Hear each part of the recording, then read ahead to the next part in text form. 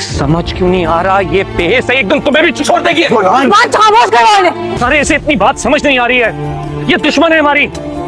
इस घर में कोई मर भी रहा होगा ना, इससे कोई फर्क नहीं पड़ेगा। हम जैसे घटिया और लालची भाई यही डिजर्व करते हैं। वो खाली हाथ चली गई और हमका तमाशा।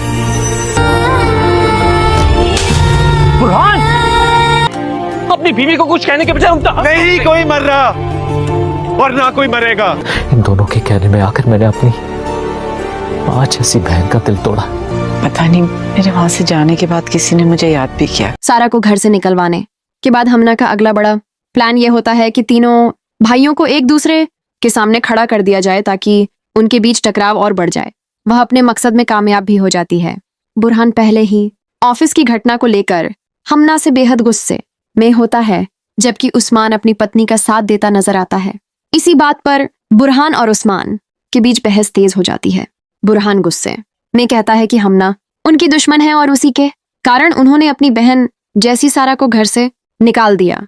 उस्मान उसे समझाने की कोशिश करता है, लेकिन बुरहान उसकी एक भी बात सुनने को तैयार नहीं होता। गुस्से में आकर वह उसे घर से निकलने को कह देता है। इसी दौरान दोनों भाइयों के बीच तनाव इतना बढ़ जाता है कि बुरहान उस्मान को थप्पड़ मार देता है। ये देखकर उस्मान भी हैरान रह जाता है।